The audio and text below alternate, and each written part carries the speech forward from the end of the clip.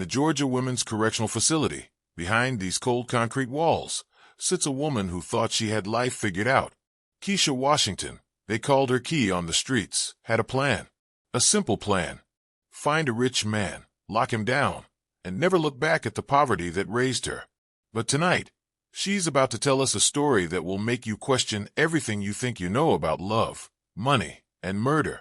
Because 5 years ago, Keisha killed a man with her bare hands in a luxury hotel room. And the reason why? Well, that's where things get complicated. The man she killed? Vincent Sterling. 59 years old, silver-haired, drove a Mercedes, lived in a mansion. Everything Keisha thought she wanted. Everything she thought would save her from a life of struggle. But here's what the police reports don't tell you. Here's what the newspapers got wrong. Vincent Sterling wasn't just another rich man who fell victim to a gold digger. No, Vincent Sterling was playing a game of his own. A game that would cost both of them everything. I killed him with my bare hands, she tells us. Wanna know why? Because when I found out the truth about who he really was, when I realized what he had done to me, I lost my damn mind. Tonight, for the first time, Keisha Washington is going to tell us exactly what happened in that hotel room. She's going to tell us about the lies, the deception, and the moment when two con artists collided in the most deadly way possible. Because this isn't just a story about murder. This is a story about what happens when the hunter becomes the hunted, and nobody knows who's really pulling the strings. To understand how Keisha Washington ended up in that blood-soaked hotel room, we need to go back to where it all started. East Cleveland, Ohio. The projects, where dreams go to die and survival is the only game that matters. Keisha was raised by her grandmother, Miss Ruby Washington, in a two-bedroom apartment on the 3rd floor of Carver Heights. No elevator. No father. Her mother? Gone when Keisha was 7, chasing her own version of easy money that never came. Miss Ruby worked double shifts at the hospital cafeteria, coming home with swollen feet and stories about the rich folks who came through for their fancy surgeries. Baby girl, Miss Ruby would tell her, we ain't got much, but we got each other. But Keisha, she wasn't trying to hear all that. She had other plans. Every night, while her grandmother counted out bills on the kitchen table, trying to make $30 stretch till Friday, Keisha would scroll through Instagram on her cracked phone. She'd watch girls her age posting pictures from Miami beaches, designer handbags, expensive restaurants. Girls who didn't have to choose between buying groceries or paying the electric bill. And here's where the story gets interesting. Because while Keisha was eating ramen noodles for the 4th night in a row, she made a decision that would change everything. She looked at those girls on her phone and said, I ain't staying broke forever. Pretty girls got options. But here's what Keisha didn't know yet. Here's the part that would come back to haunt her later. Some of those Instagram girls she was watching, they weren't as rich as they looked either. They were playing the same game Keisha was about to start playing. The fake-it-till-you-make-it game. The question is, who was teaching who? Keisha started studying. Not school books. She dropped out of high school junior year. No, she was studying something else entirely. Rich men. Their habits. Their weaknesses. Where they went. What they wanted. She spent hours watching YouTube videos about makeup, about how to talk to powerful men, about how to make yourself irresistible to someone with money. She practiced her smile in the mirror. She learned to change her voice, make it softer, more innocent. She created fake social media accounts, posting pictures of herself in borrowed clothes, making it look like she was already living the life she wanted, the life she deserved. But before Vincent Sterling, there were others. Men who promised her the world and delivered nothing but disappointment. Marcus, who claimed he was a music producer but lived in his mama's basement. David, who drove a BMW that turned out to be a rental he couldn't afford. Tony, who took her to expensive restaurants and then mysteriously disappeared when the check came. Each failure taught her something new. Each broken promise made her hungrier, more determined, more dangerous. Because by the time she met Vincent Sterling, Keisha Washington had become a professional, a predator, someone who knew exactly how to spot weakness and exploit it. What she didn't know was that Vincent Sterling had been playing this game a lot longer than she had, and he was about to teach her that sometimes The student becomes the teacher in the most terrifying way possible. Picture this. A 59-year-old silver fox who looked like he stepped out of a magazine. Perfectly tailored suits that cost more than most people's rent. A Mercedes S-Class that purred like a satisfied cat. Manicured nails, expensive cologne, and a smile that could charm the devil himself. Vincent Sterling was everything Keisha had been training for. He walked into rooms like he owned them. He talked about his business empire, Sterling Holdings, like it was his personal kingdom. Real estate, oil investments, tech startups. According to Vincent, he had his fingers in every profitable pie in Atlanta. When Vincent spoke, people listened. When he walked into restaurants, managers rushed to seat him at the best tables. When he pulled out his platinum credit card, waiters practically bowed. This was a man who had made it. A man who had everything Keisha Washington had ever wanted. But here's the thing about Vincent Sterling. Here's the secret that would eventually get him killed. Everything, and I mean everything, was a lie. The truth. Vincent Sterling was living in a foreclosed mansion on Buckhead's most exclusive street. Not because he owned it, but because he was supposed to be selling it as a realtor. The previous owners had lost it to the bank 2 years earlier, and Vincent had the keys because it was his job to show it to potential buyers. Instead, he moved in and started living like it was his. That Mercedes S-Class, leased under his real estate company's name, with payments that were already 3 months behind. Those expensive suits, bought with credit cards that were maxed out and screaming for payment. The platinum card he flashed at restaurants, it had a credit limit of $300, and he was dancing on the edge of that every single day. See, Vincent Sterling used to be somebody. Back in 2005, he actually was successful. He owned a construction company, had real money, a real house, a real life. But then 2008 happened. The housing market crashed, and Vincent Sterling's world came crashing down with it. He lost his business, his house, his wife, and his self-respect all in the same year. But Vincent Sterling was a survivor. Instead of accepting his fall from grace, he decided to fake his way back to the top. He got his real estate license, started showing million-dollar properties, and somewhere along the way, he realized something important. Nobody checks up on successful people. They just assume you belong. So Vincent started borrowing the lifestyle he used to have. He'd use client houses for meetings, drive company cars like they were his, and tell stories about deals that existed only in his imagination.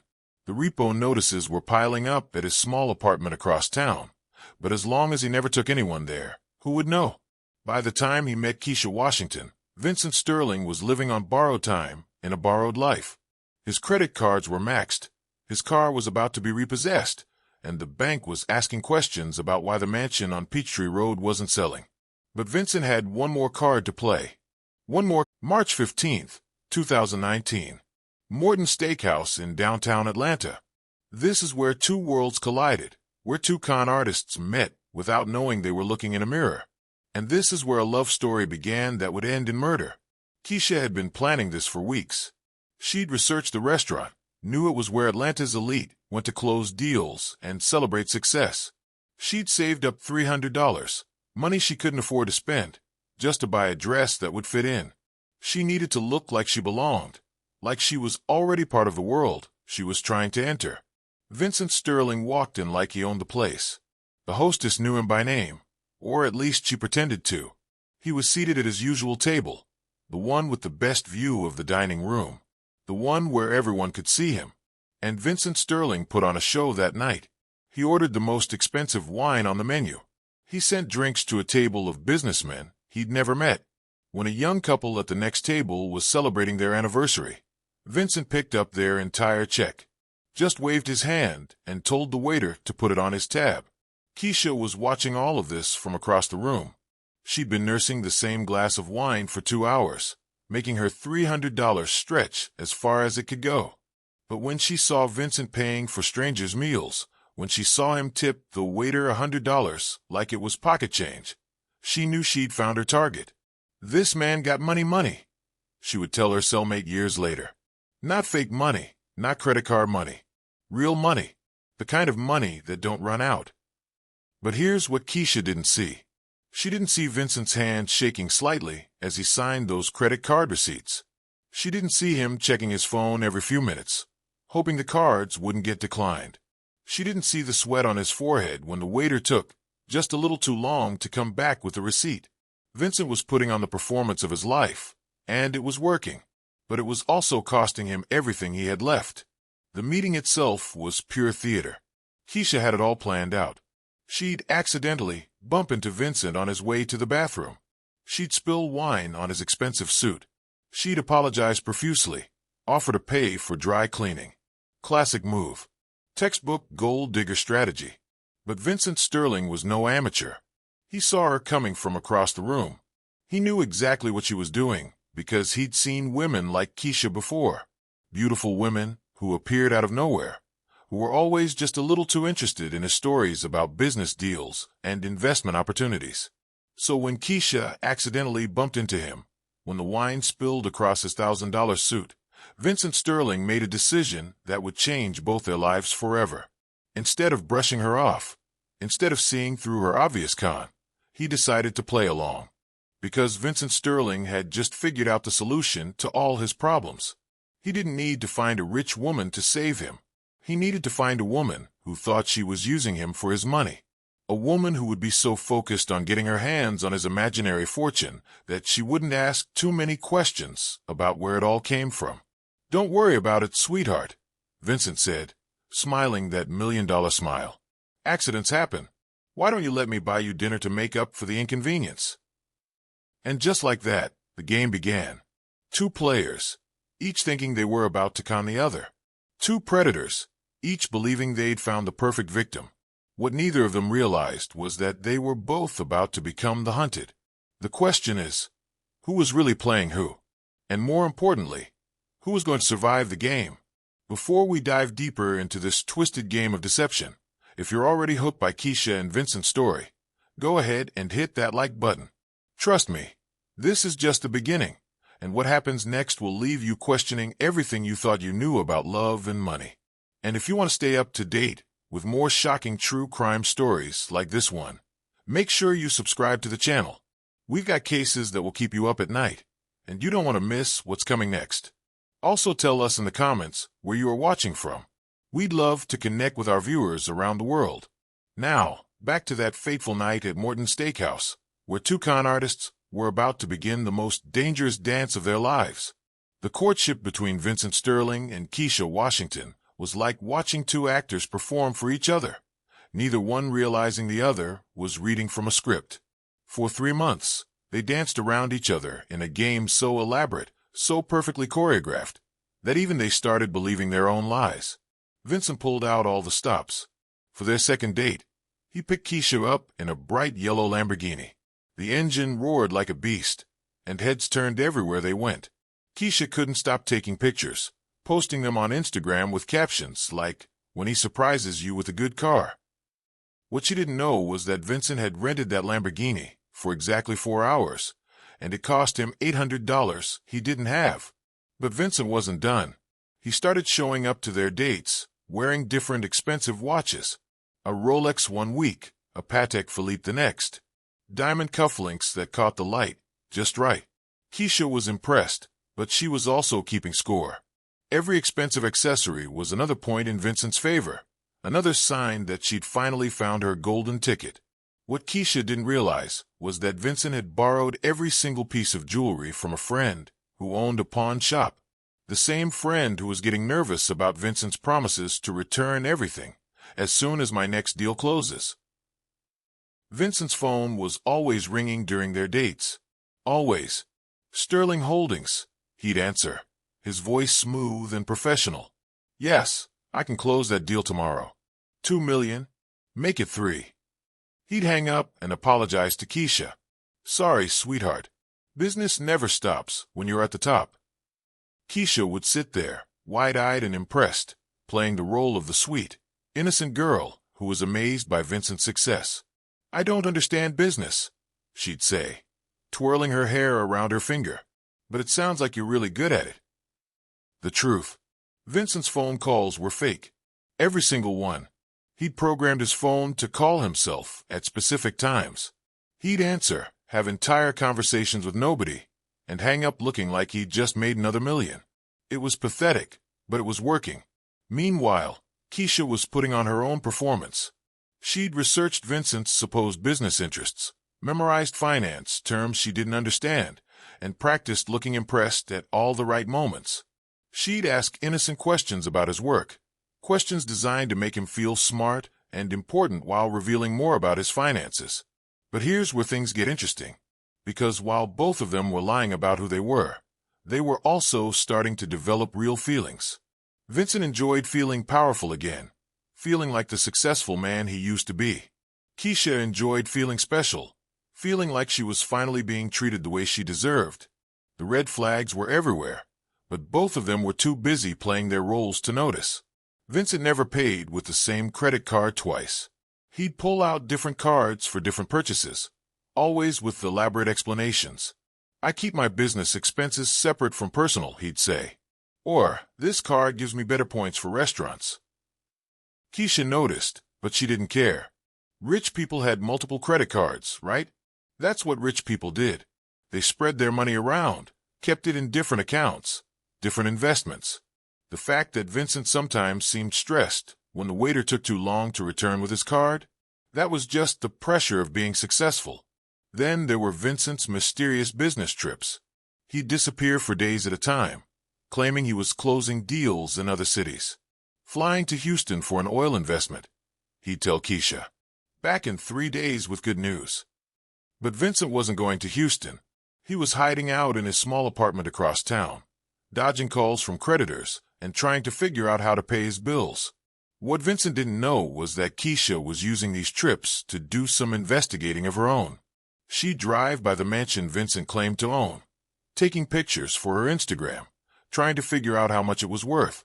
She'd Google Sterling Holdings and find nothing but vague business listings that could mean anything. But Keisha wanted to believe so badly that she ignored every warning sign. She explained away every inconsistency. She was so close to the life she'd always dreamed of that she refused to see the truth that was staring her in the face. And Vincent, he was falling deeper into his own web of lies. Each date cost him more money he didn't have. Each expensive gesture pushed him closer to financial ruin. But he couldn't stop now. He'd invested too much in this fantasy to walk away. By month 3, both Vincent and Keisha were living in a world that existed only in their imaginations. A world where he was a successful businessman and she was his innocent, adoring girlfriend. A world where love was real and money was unlimited.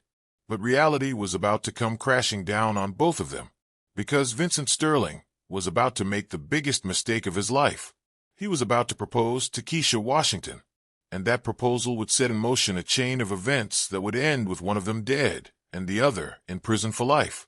For months into their relationship, Vincent Sterling made a decision that would seal both their fates. He decided to take Keisha to his house. Not just any house, his mansion, the crown jewel of his fake empire. The one thing that would prove to Keisha once and for all that Vincent Sterling was everything he claimed to be. The mansion on Peachtree Road was breathtaking. 12,000 square feet of pure luxury. Marble floors, crystal chandeliers, a kitchen that looked like it belonged in a magazine. Vincent walked through those rooms like he owned every inch of them, pointing out expensive artwork, talking about renovations he'd supposedly done, telling stories about parties he'd thrown for Atlanta's elite. This is where I close my biggest deals, Vincent told Keisha as he showed her his office. Floor-to-ceiling windows, a desk that cost more than most people's cars, and a view of the city that made you feel like you were on top of the world. Sometimes I bring potential investors here. Nothing says success like surrounding yourself with success. Keisha was in heaven. She walked through that mansion taking pictures of everything. The spiral staircase, the wine cellar, the master bedroom with its California king bed and marble bathroom. This was it. This was the life she'd been working toward her entire life. But what Keisha didn't know was that Vincent was giving her a tour of someone else's American dream. The mansion belonged to Richard and Patricia Henley, a couple who'd lost everything in a nasty divorce. The bank had foreclosed on the property 18 months earlier, and Vincent's real estate company was supposed to sell it. Instead, Vincent had been using it as his personal playground, his stage for this elaborate performance. Vincent's business meetings became more frequent and more elaborate. He'd have Keisha wait in the living room while he took important calls in his office. She'd hear him talking about oil investments in Texas, real estate deals in Miami, tech startups in California. Numbers that made her head spin.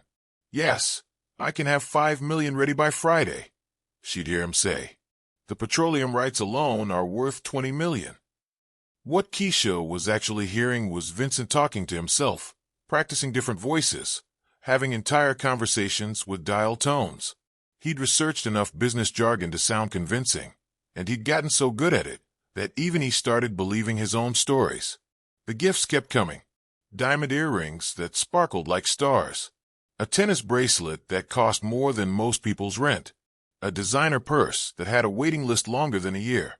Vincent would present each gift like it was nothing, like spending thousands of dollars was just another Tuesday for him. "You deserve beautiful things," Vincent would tell Keisha. "A woman like you should never have to want for anything." And Keisha would melt every time, convinced that she'd finally found a man who understood her worth. But every gift was putting Vincent deeper in debt. He was cycling through credit cards, opening new accounts, taking cash advances to pay minimum payments on other cards. He was building a house of cards that was bound to collapse, but he couldn't stop.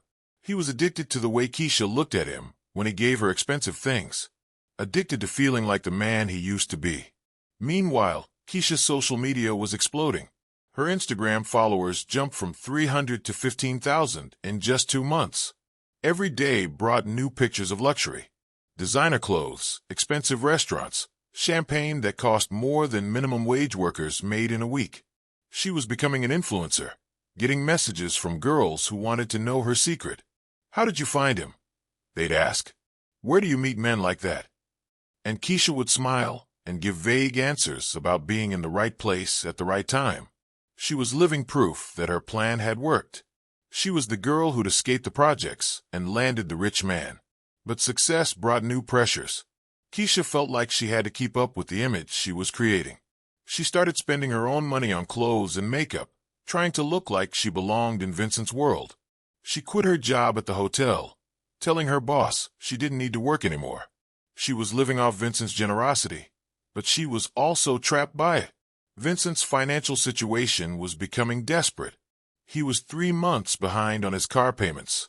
His small apartment was facing eviction, and creditors were calling him constantly.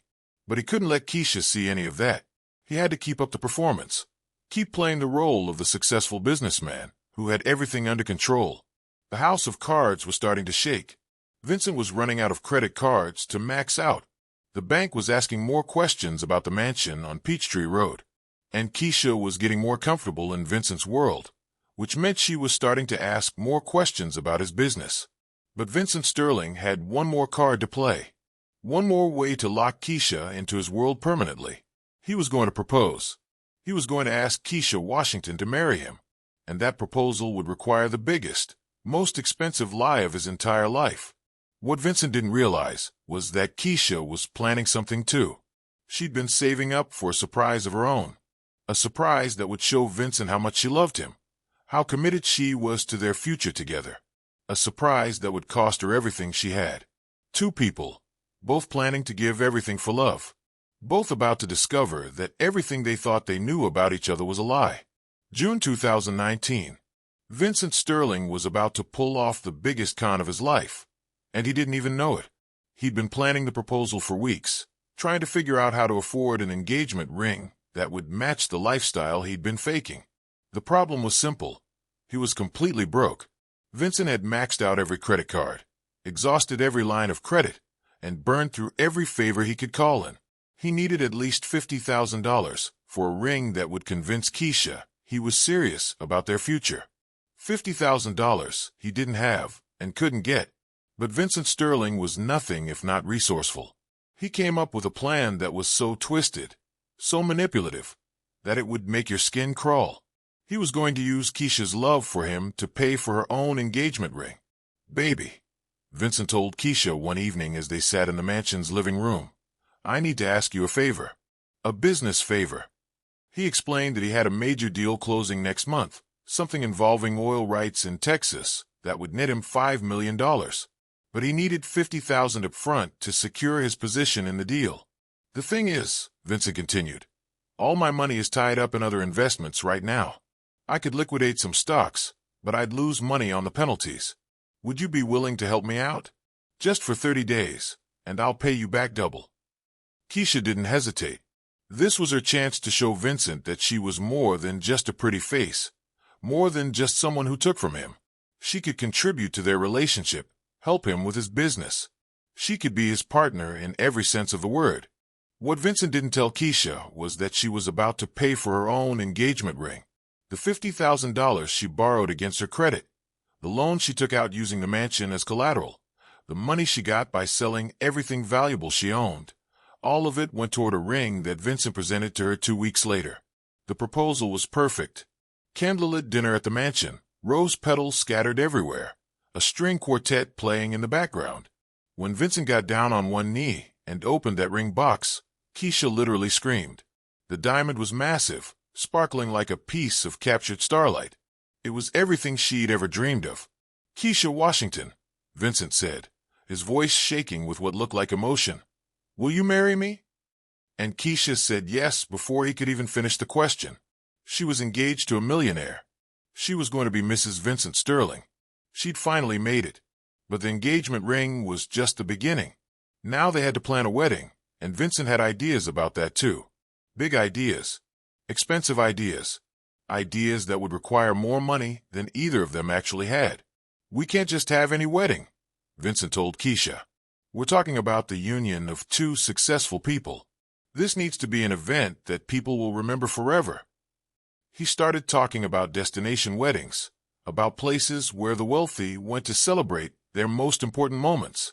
The Maldives, private island resort, overwater villas, and white sand beaches that looked like paradise.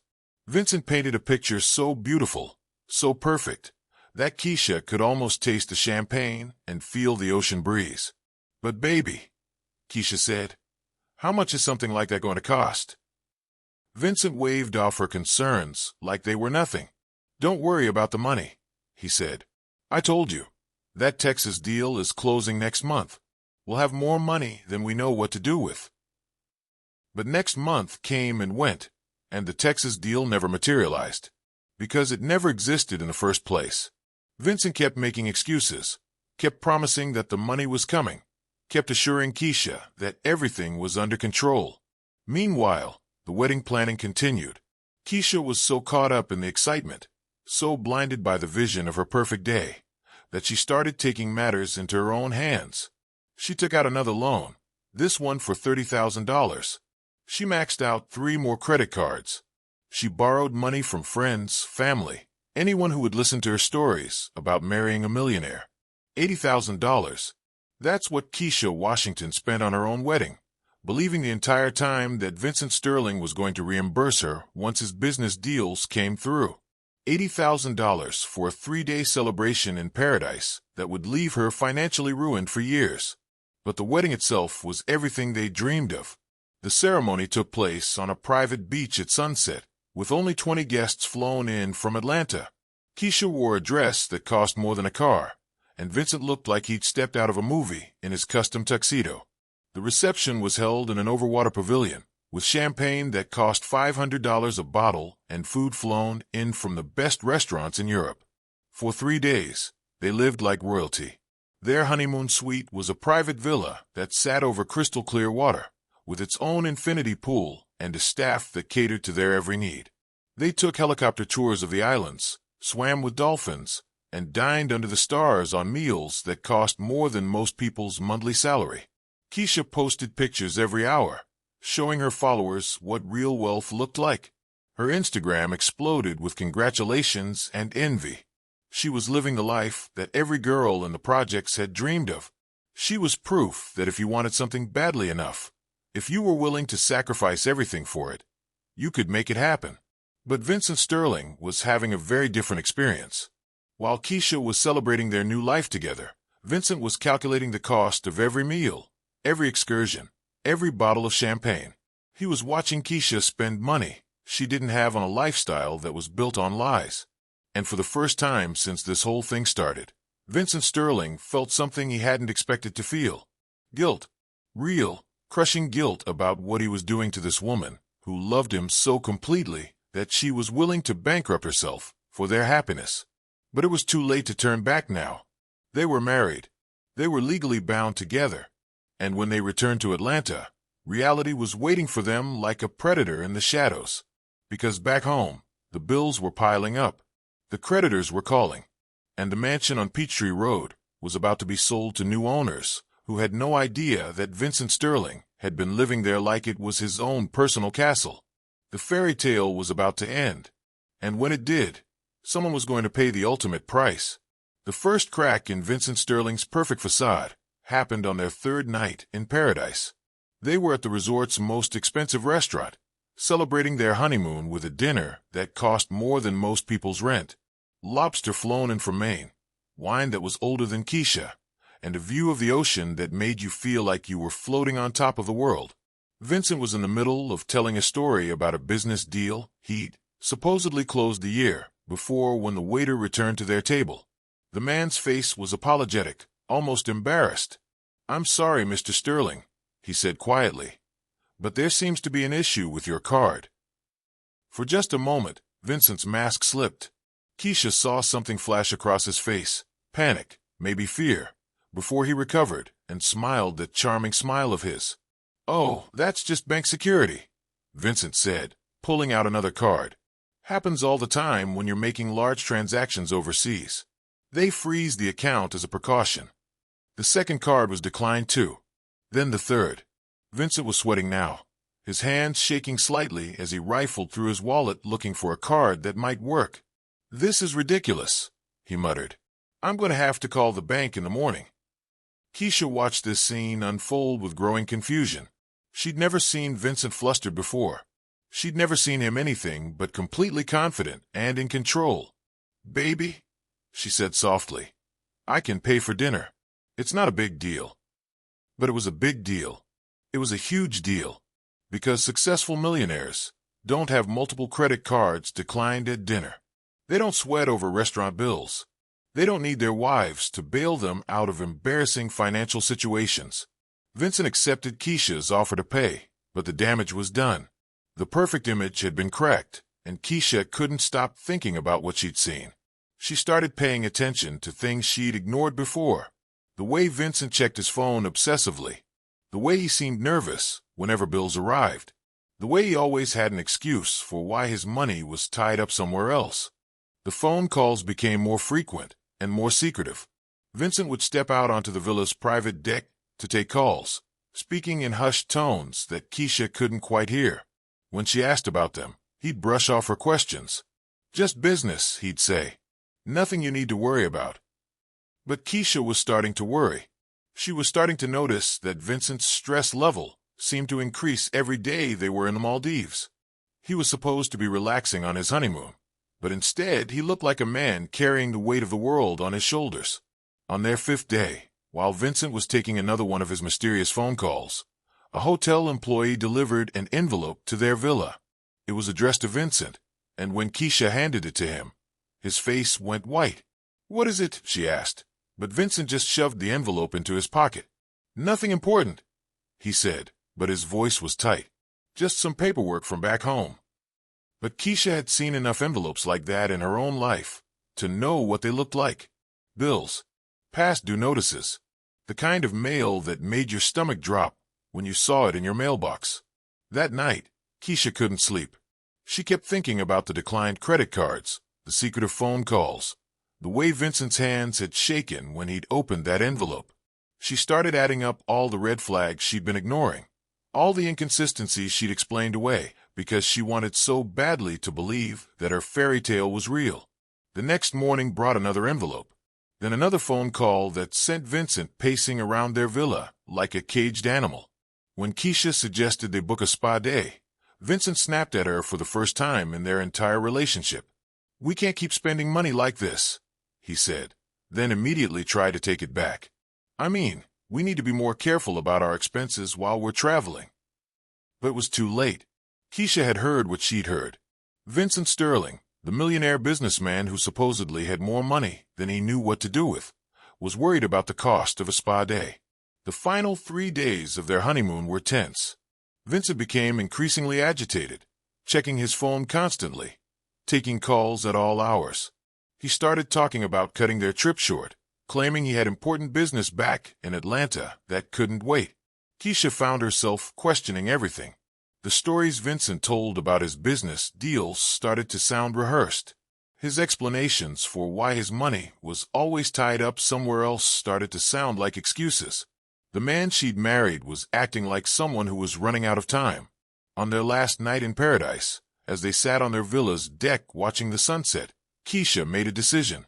When they got back to Atlanta, she was going to start asking questions. Real questions. Hard questions. She was going to find out exactly who Vincent Sterling really was, and what he was hiding from her. What Keisha didn't know was that Vincent was making a decision of his own. He was running out of options, running out of credit, running out of lies. When they returned to Atlanta, he was going to have to tell Keisha the truth. At least part of it. But Vincent Sterling had underestimated his new wife. He thought he was dealing with a naive girl who would believe whatever he told her. He had no idea that Keisha Washington had survived the streets by learning how to spot a lie from a mile away. And when the truth finally came out, it would destroy everything both of them thought they knew about love, money, and each other. August 15th, 2019. The Newlyweds returned to Atlanta with tans that were already fading and a mountain of debt that was just beginning to show its true size. The fairy tale was over. Reality was waiting for them at baggage claim, and it had teeth. The first sign of trouble came before they even made it home. Vincent's phone had been buzzing nonstop during their flight, and when he finally checked his messages, his face went gray.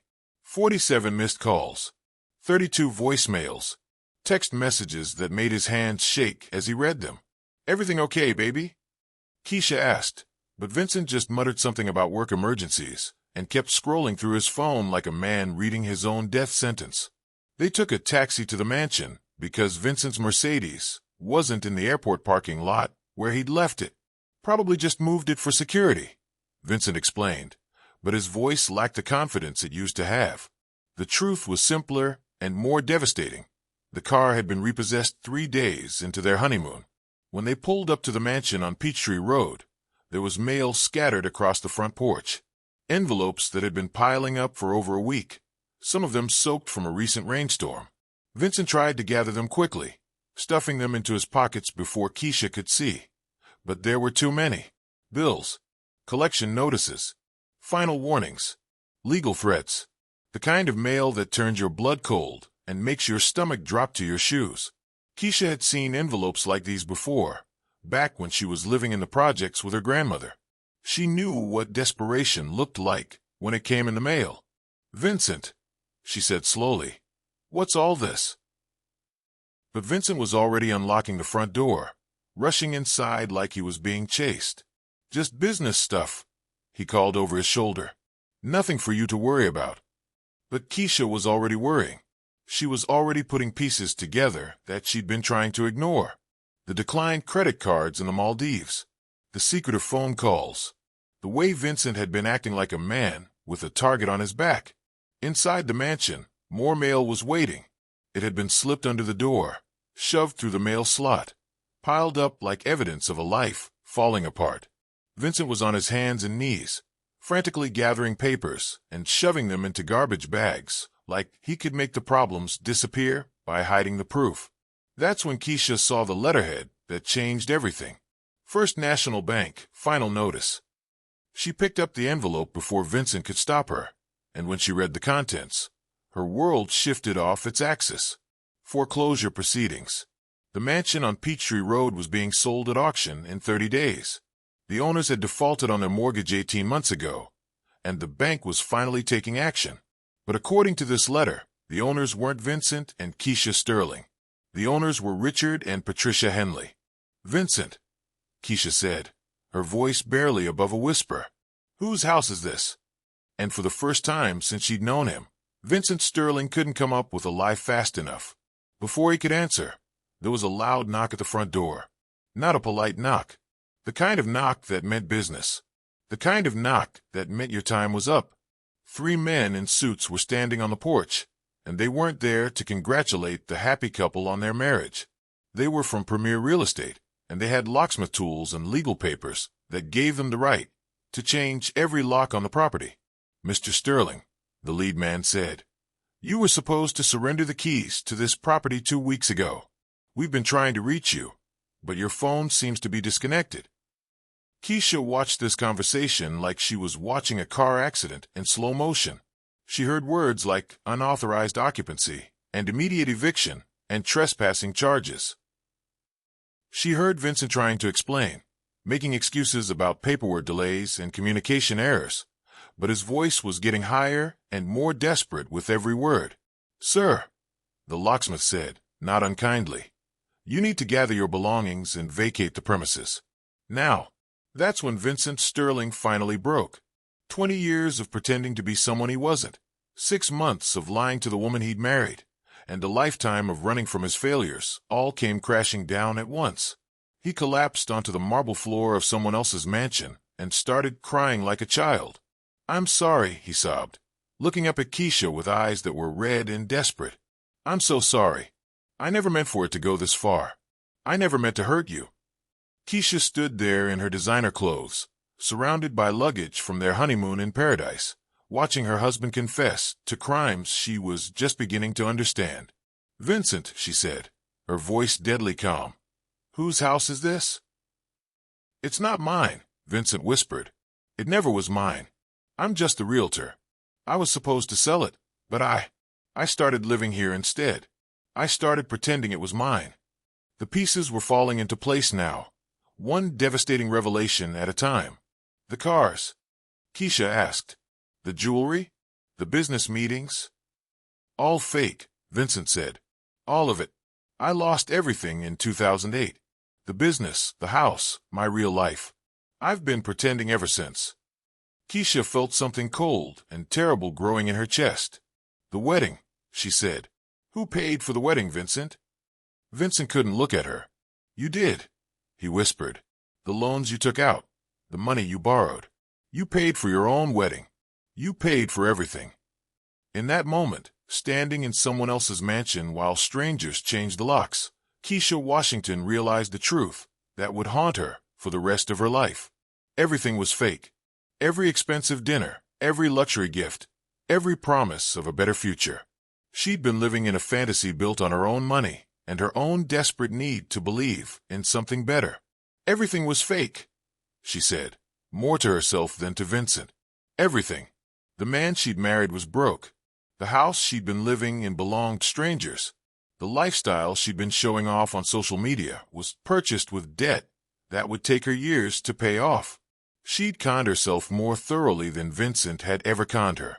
And in that moment of devastating clarity, Keisha Washington made a decision that would change both their lives forever. She was going to make Vincent Sterling pay for what he'd done to her. She was going to make him pay in the only currency she had left. But first, she needed to know exactly how deep the lies went. She needed to understand the full scope of what had been done to her. And when she found out the truth, the whole truth, someone was going to die for it. 3 days later, Vincent Sterling made the biggest mistake of his life. He asked Keisha to meet him at the mansion one last time. The power had been cut off. The furniture was being repossessed piece by piece. But Vincent wanted to explain himself. He wanted to make her understand why he'd done what he'd done. Keisha arrived at sunset. The mansion looked like a skeleton of its former self. Moving trucks were parked outside. Men in overalls carrying out the expensive furniture that had been Vincent's props for so long. The crystal chandeliers were gone. The artwork had been removed. Even the curtains had been stripped from the windows. Vincent was waiting for her in what used to be the living room, sitting on the marble floor because there were no chairs left. He looked like he'd aged 10 years in 3 days. His expensive suits had been replaced by jeans and a wrinkled shirt. His perfectly styled hair was messy, his face unshaven. This was Vincent Sterling without the mask, and he looked like exactly what he was, a broken man with nothing left to lose. "Keisha," he said when she walked in. "Thank you for coming. I know you didn't have to." Keisha stood in the doorway, her arms crossed, her face hard as stone. She'd spent 3 days adding up the damage, calculating exactly how much Vincent's lies had cost her. $120,000. That's what she owed because of him. $120,000 in debt for a life that had never been real. Talk, she said. Her voice was flat, empty of all the warmth and affection that had once been there. You said you wanted to explain. So explain. Vincent took a deep breath and started talking. He told her about losing his business in 2008, about the years of struggling to rebuild, about the day he realized he could fake success easier than he could earn it back. He told her about the mansion, about how he'd started using it for fake business meetings and ended up living there full time. I never meant for it to go this far, Vincent said. When I met you, I thought maybe I could pull off one last con, find a way to get back on my feet. But then I started falling for you, really falling for you, and I didn't know how to stop. Keisha listened to this confession with growing rage. Not the hot, explosive kind of anger, but the cold, calculating fury of someone who'd been betrayed at the deepest level. You fell for me, she said, her voice dripping with contempt. You fell for me while you were stealing my money, while you were destroying my credit, while you were making me pay for my own engagement ring. I was going to pay you back, Vincent said desperately. I had plans, real plans this time. I was working on deals that would have made us both rich. Stop lying. Keisha exploded, her composure finally cracking. Just stop lying for once in your pathetic life. There were no deals. There was never any money. You're nothing but a broke, desperate loser who destroyed my life because you were too much of a coward to face your own failures. Vincent flinched like he'd been slapped. You don't understand the pressure I was under, he said. You don't know what it's like to lose everything, to have people look at you like you're nothing. That's when Keisha lost it completely. I don't know what it's like, she screamed. I grew up in the projects, Vincent. I ate ramen for dinner and wore the same clothes to school every day.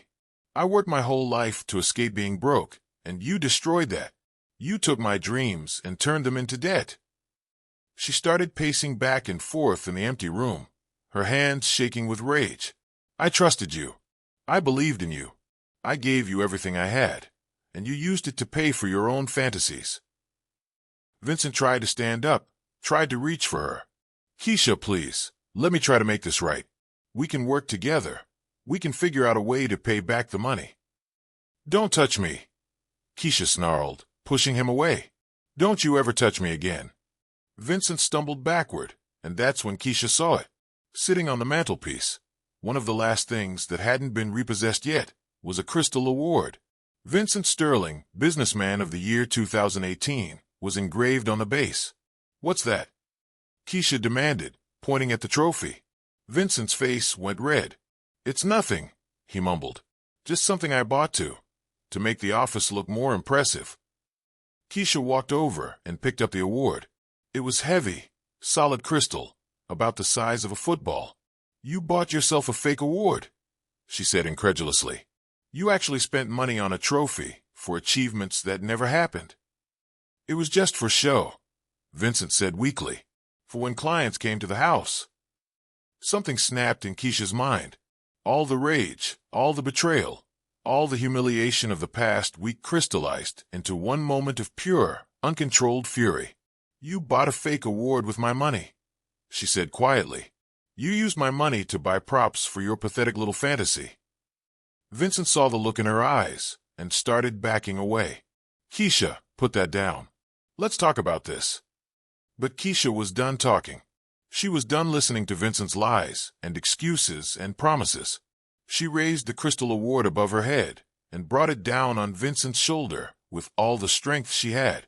Vincent screamed and fell to his knees. Keisha, stop. Please. But she couldn't stop. Years of poverty, months of lies, and a lifetime of broken promises all came pouring out of her in a wave of violence that she couldn't control. She hit him again, this time in the chest, then again across his back as he tried to crawl away. This is for my grandmother, she screamed, bringing the award down on his ribs. This is for every night I went to bed hungry while you were pretending to be rich. Another blow, this one to his head, opened a gash that started bleeding immediately. Vincent was begging now, crying and pleading for mercy. But Keisha was beyond hearing him. She was beyond reasoning. She was a woman who'd been pushed past her breaking point, and she was taking back every dollar, every dream, every piece of her soul that Vincent Sterling had stolen from her. The final blow came when Vincent tried to grab her ankle, tried to stop her from hitting him again. Keisha raised the crystal award one last time and brought it down on the back of his skull with a sound like a watermelon hitting concrete. Vincent Sterling stopped moving. The fake businessman, the professional con artist, the man who'd built his life on lies, was dead on the marble floor of someone else's mansion, killed with his own fake trophy by the woman whose life he destroyed. Keisha stood over his body, breathing hard, the crystal award still clutched in her bloody hands. For a moment, the rage cleared, and she saw what she'd done. She'd killed him. She'd actually killed him. But as she stood there in that empty mansion, surrounded by the wreckage of both their lives, Keisha Washington felt something she hadn't expected to feel. Relief. Vincent Sterling would never lie to another woman. He'd never steal another dream. He'd never hurt anyone ever again. And in that moment, Keisha realized something that would stay with her for the rest of her life. She wasn't sorry he was dead. The only thing she was sorry about was that it had taken her so long to see him for what he really was. Keisha Washington stood in that empty mansion for exactly 17 minutes after she killed Vincent Sterling. 17 minutes of staring at his body, at the blood pooling around his head, at the crystal award still clutched in her hands. 17 minutes to realize that her life, as she knew it, was over. She didn't try to run. She didn't try to clean up the scene or hide the evidence. Instead, she walked to the kitchen, found the one phone that still worked, and called 911. "I need to report a murder," she said when the operator answered. Her voice was calm, almost businesslike. "I killed my husband. I'm at 1247 Peachtree Road." The 911 operator tried to keep her on the line, tried to get more details, but Keisha hung up and sat down on the marble floor next to Vincent's body to wait. She was still sitting there, covered in blood, when the police arrived 8 minutes later.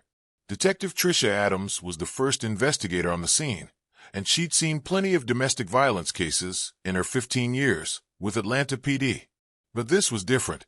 Most killers are either trying to lie their way out of trouble or they're so emotional they can barely speak. Keisha Washington was neither. "Did you kill this man?" Detective Adams asked. "Yes," Keisha replied without hesitation. "His name is Vincent Sterling, and he's my husband. I beat him to death with that trophy because he stole my life." The crime scene told its own story. Vincent's blood was splattered across the walls, the floor, even the ceiling in some places. The crystal award was cracked but still intact, covered in blood and hair. There were signs of a struggle, but it was clear that Vincent had been overpowered quickly and brutally. What puzzled investigators was the location. This wasn't Vincent and Keisha's home. According to the property records, the mansion belonged to Richard and Patricia Henley, who'd lost it to foreclosure. Vincent Sterling was listed as the selling agent, nothing more. The investigation into Vincent's life unraveled like a ball of yarn. Detective Adams and her team spent weeks following paper trails, interviewing witnesses, and uncovering the elaborate web of lies that Vincent had constructed. What they found was a masterclass in deception that went back years. The bank records told the real story. Vincent Sterling had no legitimate income beyond his small real estate commissions. His supposed business empire, Sterling Holdings, existed only on paper, a shell company with no assets, no employees, and no actual business. Every luxury purchase, every expensive dinner, every gift he'd given Keisha had been paid for with credit cards or loans taken out in her name. Credit card statements showed a pattern of escalating debt that coincided exactly with Vincent and Keisha's relationship. The $50,000 engagement ring? Purchased with a loan Keisha had co-signed, thinking she was helping Vincent with a business deal. The $80,000 wedding? Every penny came from Keisha's credit cards and personal loans. Even more damaging was the discovery of Vincent's real living situation. He'd been renting a studio apartment across town for $300 a month. The place was a mess of unpaid bills, repo notices, and collection letters.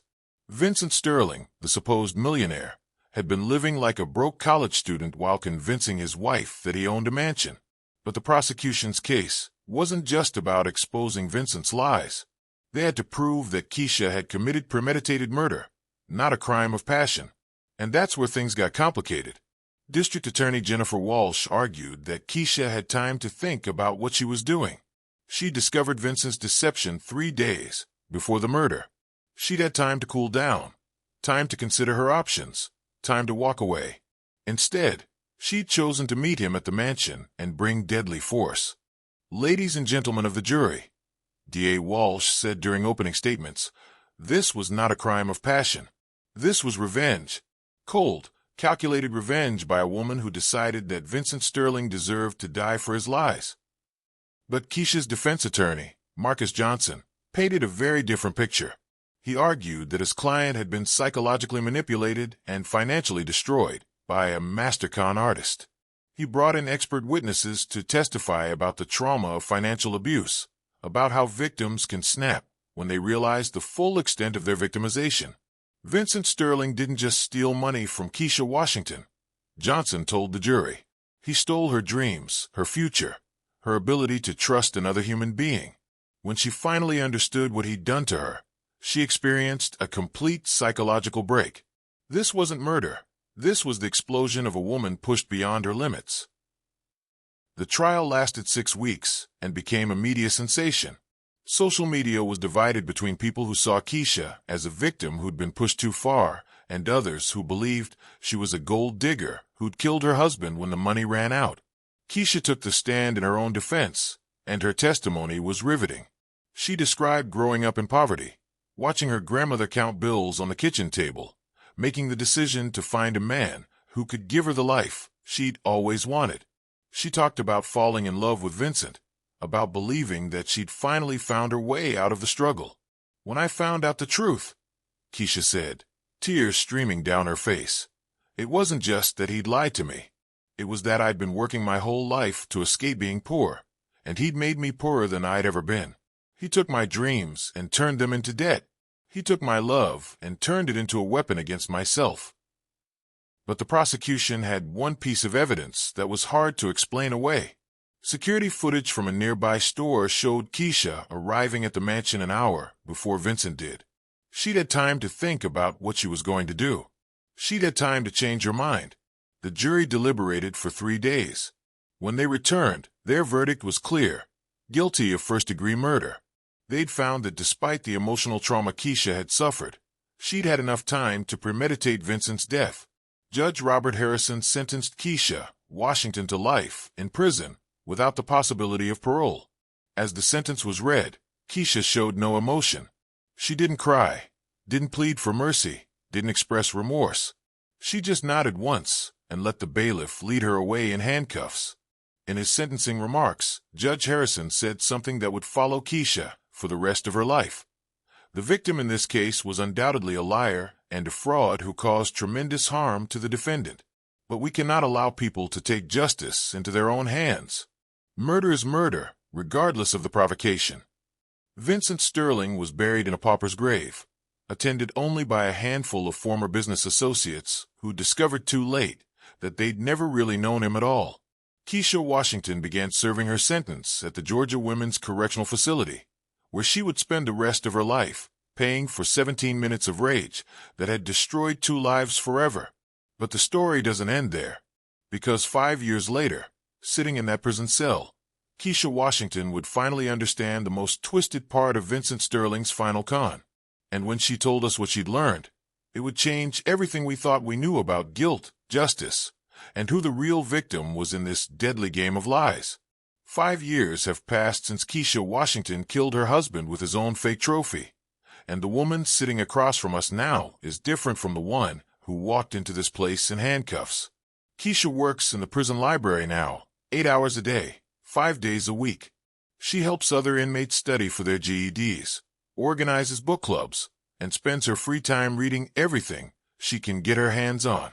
Finance books, psychology textbooks, true crime stories about cons and scams. She's become an expert on the very thing that destroyed her life. People ask me if I regret killing Vincent, Keisha says, leaning back in her chair. That's the wrong question. The right question is, do I regret believing his lies? Do I regret thinking I could shortcut my way to happiness? Do I regret being so hungry for a better life that I ignored every red flag he threw at me?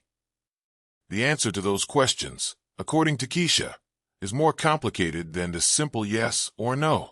Because in the 5 years since Vincent's death, she's learned things about their relationship that make her question everything she thought she knew about who was conning who. I thought I was playing him, she says, a bitter smile crossing her face. I thought I was this smart girl from the projects who'd figured out how to get a rich man to fall for her. But Vincent was playing me better than I ever played him. He saw me coming from a mile away. Through her research in the prison library, Keisha discovered that Vincent had done this before. Not the murder part, that was new, but the elaborate con, the fake lifestyle, the manipulation of women who were looking for financial security. She found records of at least 3 other women who'd been involved with Vincent Sterling over the years, all of them left with debt and broken hearts when his schemes fell apart. The crazy thing is, we were both con artists. We were both lying about who we were, both trying to use each other for something we thought the other person had. But Vincent was better at it than me. He was more desperate, more willing to destroy everything to keep the fantasy alive. The irony isn't lost on her. 2 people who made their living by deceiving others, both got conned in the end. Vincent thought he'd found the perfect mark, a young woman so desperate to escape poverty that she'd pay for her own exploitation. Keisha thought she'd found the perfect victim, an older man so lonely and insecure that he'd spend everything he had to keep a beautiful woman happy. They were both wrong. They were both victims, and they were both predators. Vincent died because I killed him, Keisha says matter-of-factly. But we both died the day we decided that lying was easier than living. We both died when we chose fantasy over reality. The only difference is that I'm still breathing. Keisha has received hundreds of letters over the years from women who see themselves in her story. Women who've been financially abused by men they trusted. Women who've discovered that the life they thought they were living was built on credit cards and lies. Women who understand the rage that comes from realizing you've been played. They write to me asking if it was worth it. Keisha says, if killing Vincent made me feel better, if I got the justice I was looking for. And I tell them the truth. There's no justice in what I did. There's no satisfaction in murder. There's just the reality that I traded 17 minutes of rage for the rest of my life. The question that remains is this. In a world where social media makes it easier than ever to fake success, where dating apps let us create perfect versions of ourselves, where credit cards can buy us lifestyles we can't afford, how many Vincent Sterlings and Keisha Washingtons are out there right now, playing the same deadly game? And that's where Keisha Washington's story ends, not with freedom or redemption, but with the hard-earned wisdom that comes from losing everything. A cautionary tale about the dangerous intersection of desperation, deception, and the deadly pursuit of dreams that were never meant to be ours. If this story kept you captivated from beginning to end, smash that like button right now. Stories like Keisha and Vincent's need to be told, and your support helps us bring you more of these incredible true crime cases that expose the dark side of human nature. Drop a comment below and let us know what you think. Do you believe Keisha got the justice she deserved, or was she as much a victim as Vincent? Could you see yourself making the same choices if you were desperate enough? We want to hear your thoughts on this twisted tale of love, lies, and murder. And if this story shocked you, don't keep it to yourself. Share this video with someone who loves true crime as much as you do. These stories deserve to reach people who can learn from them, who can recognize the warning signs before it's too late. Most importantly, make sure you subscribe to our channel and hit that notification bell. We drop new true crime stories every week, and trust me, you don't want to miss what's coming next. From prison confessions to cold cases to stories that will make you question everything you thought you knew about justice, we've got content that will keep you coming back for more. Before you go, check out the end screen for more shocking true crime stories from our channel. We've got cases involving family betrayal, financial fraud, and murders that will leave you speechless. Click on any of those videos to dive deeper into the criminal mind. Thanks for watching, and remember, In a world full of people pretending to be something they're not, the truth is the most valuable thing you can possess. Don't let anyone take that away from you. See you in the next case.